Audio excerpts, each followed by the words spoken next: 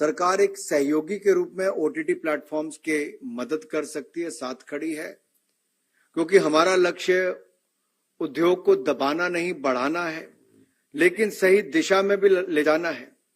लेकिन अगर कोई सोचे कि सेल्फ रेगुलेशन के नाम पे आप नग्नता, अभद्रता, गंदी भाषा इसको परोसेंगे, तो हमने पहले भी कड़ी कार्रवाई की है, आगे भी कड़ी कार्रवाई करने से पीछे नहीं हटेंगे।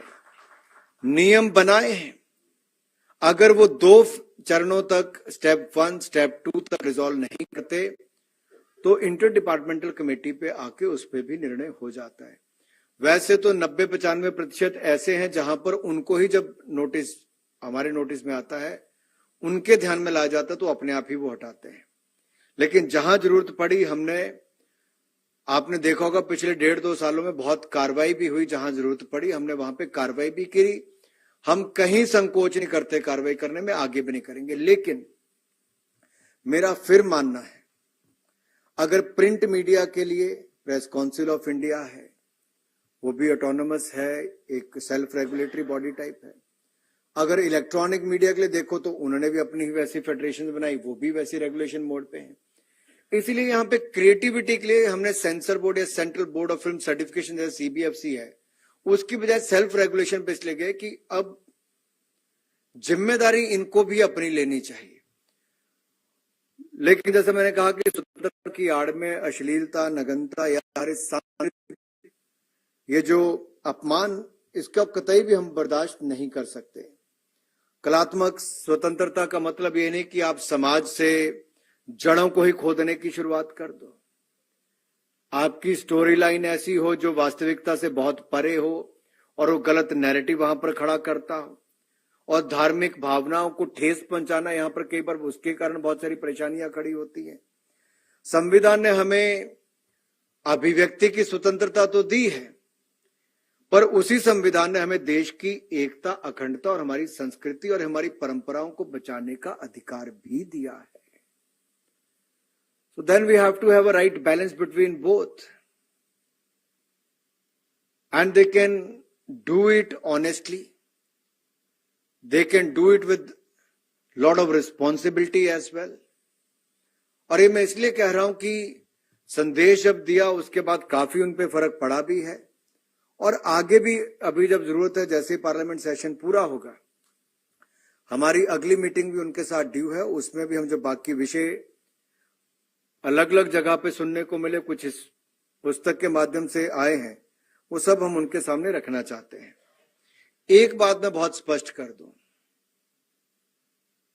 चाहे वो यूट्यूब प्लेटफॉर्म हो या ओटीटी प्लेटफॉर्म हो, कोई भी ऐसा प्लेटफॉर्म हो जहां देश की एकता, अखंडता पर प्रहार किया जाएगा, देश में भाईचारे के खिलाफ काम किया जाएगा, मित्र देशों के बीच में फूट डालने का काम किया जाएगा, वहां नियम अनुसार कार्रवाई लगातार होती रहेगी, वहां कोई संकोच नहीं किया जाएगा।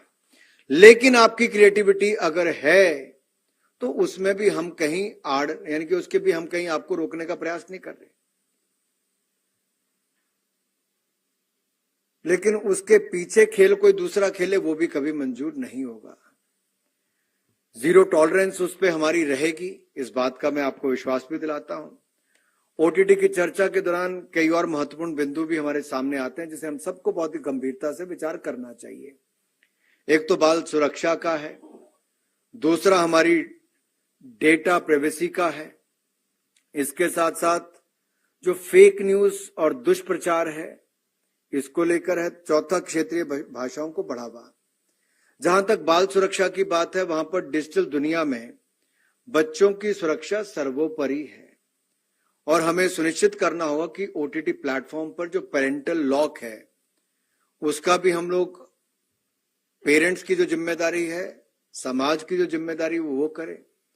सरकार ये सुनिश्चित करेगी कि वहां पर कुछ गलत ना परोसा जाए उस एज सेगमेंट के लिए, और उसका ये जो दुष्प्रचार कई बार होता है कि बच्चों वाले कंटेंट में भी कुछ ऐसा डाला जाता है जो शायद अश्लीलता, नग्नता तो ना हो, लेकिन बहुत तरीके के साथ उसको गलत तरीके से परोस दिया जाता है।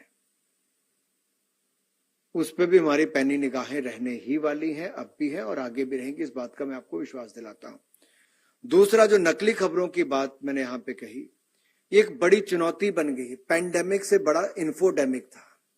ये जो दुष्प्रचार हुआ, इसके कारण दुनिया भर में लाखों लोगों की मृत्यु हुई। ये जो लोग जाके बिस्तर ले लेते थे अस्पतालों में कोविड के टाइम पे, उसकी सबसे बड़ी समस्या थी कि फेक न्यूज और दुष्प्रचार था। 5-5 लाख रुपए देके कम बिस्तर ब्लॉक करते थे जी अस्पताल में कि कहीं जरूरत पड़ गई, ऑक्सीजन कॉन्सेंट्रेटर, ये सब लोग ब्लॉक करते थे। ये फेक न्यूज के कारण है। इसी तरह से ही ओटीटी प्लेटफॉर्म को भी सत्य सूचना के प्रसारक के रूप में ही कार्य करना चाहिए।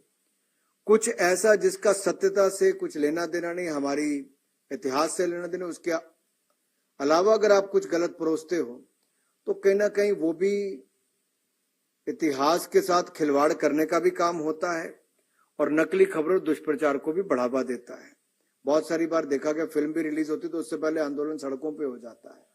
वो केवल धार्मिक भावनाओं को ठेस पहुंचाना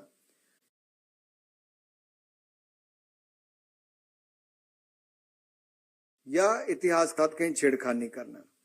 वित्तीय धोखाधड़ी के बहुत सारे मामले ओटीटी प्लेटफॉर्म पे ऐसे भी नजर आए जहां पे सब्सक्राइबर्स लेके बात का है, उसको लेकर भी उपभोक्ता को जागरूक करना बहुत आवश्यक है। मैंने एक अनुभव जो अपना, जब मैं बीसीसीआई का सचिव और अध्यक्ष था, मैंने तब देखा, हमने आईपीएल की जो कमेंट्री है हमने अलग अलग भाषाओं में शुरू करवा दी थी। उससे इतना तेजी के साथ रीजनल लैंग्वेजेस में बल मिला कि लोग उन भाषाओं में सुनना ज्यादा पसंद करते थे। कहीं ना कहीं कंटेंट अब जब क्षेत्रीय भाषाओं में भी बनेगा और ज्यादा बनेगा तो लोग अपनी स्थानीय भाषा में सुनना भी बहुत पसंद करते हैं। आजकल अगर आप देखेंगे तो बहुत सारा कोरियन कंटेंट से लेकर अन्य देशों के कंटेंट भी लोग ओटीटी प्लेटफॉर्म पर देखते हैं, क्योंकि कोई बाउंड्री रह नहीं गई। अब कोई सीमा नहीं है कि आप इसके बाहर की फिल्म या इसके बाहर का आप कोई कंटेंट देख रहे हो। फिर नीचे सब टेक्स्ट आ जाते हैं, डबिंग होके आ जाता है। आजकल सब कुछ अवेलेबल है। टेक्नोलॉजी ने इतना आसान कर दिया कि अगर आपका कंटेंट अच्छा है, उसमें दम है, तो टेक्नोलॉजी उसको सारी सीमाएं तोड़ के दुनिया के किसी कोने तक पहुंचा देगी, कितना भी बड़ा कर देगी। और 3 फिल्में हमारे यहाँ पे जैसे आरआरआर, केजीएफ और ये सब हुई, ये सब एकदम से रीजनल थी, लेकिन रीजनल से नेशनल और इंटरनेशनल सुपरहिट होते इनको समय नहीं लगा, क्योंकि कोई बाध्यता नहीं थी भाषा की, कोई सीमा नहीं थी किसी देश की या राज्य की। ये आज एक सबसे बड़ी ताकत इंटरनेट ने हम सबको दी है। वीके न्यूज, राष्ट्र के नाम।